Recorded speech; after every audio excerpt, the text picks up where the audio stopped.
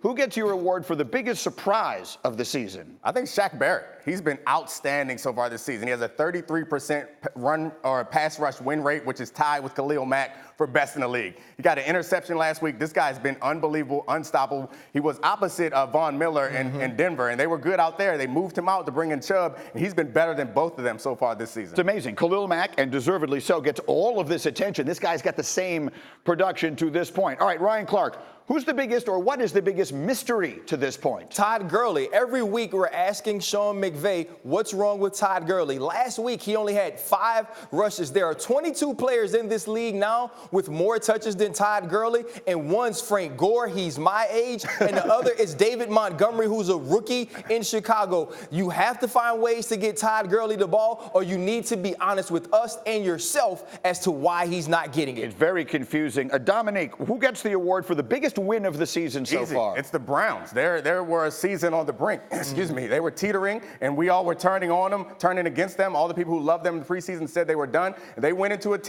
the house of the Ravens, a team that we know is good and we know is tough to beat at home. And they dominated that game from start to finish. Their defense has been awesome all season. It's good to see that their offense could finally catch up. I thoroughly agree. That was potentially a franchise redefining win.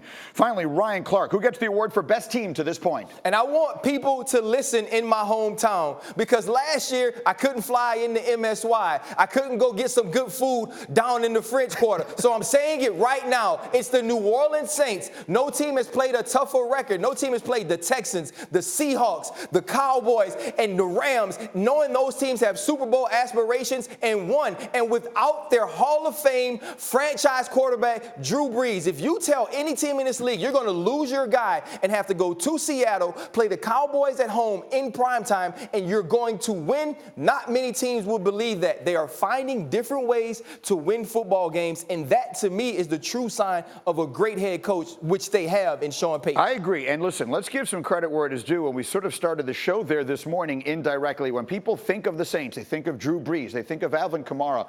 But they have been winning with defense, and Marshawn Lattimore has been a huge part of the reason why. I love Marshawn Lattimore. Hey, you know somebody good when they make you ugly.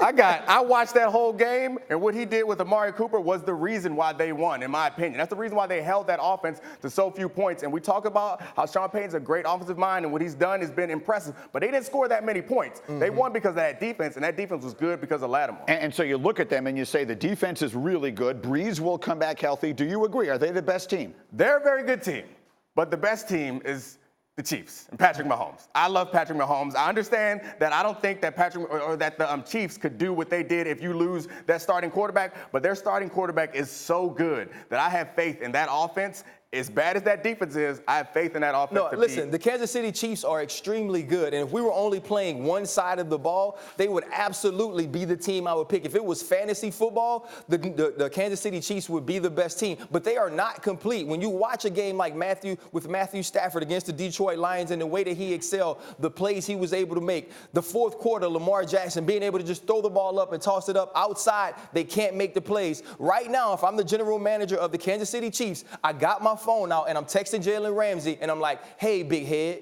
you up? And I'm waiting for that ... because I want to see if he going to hit me back like, yeah, why?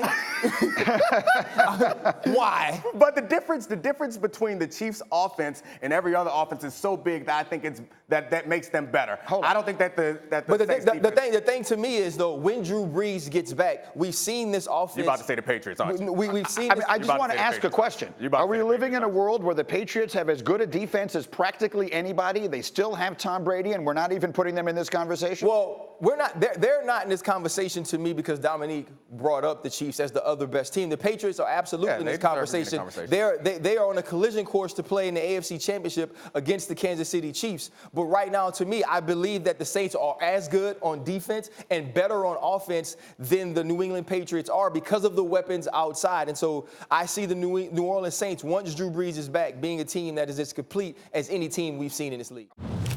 Thank you for watching ESPN on YouTube. For more sports and analysis, download the ESPN app, and for live streaming sports and premium content, subscribe to ESPN Plus.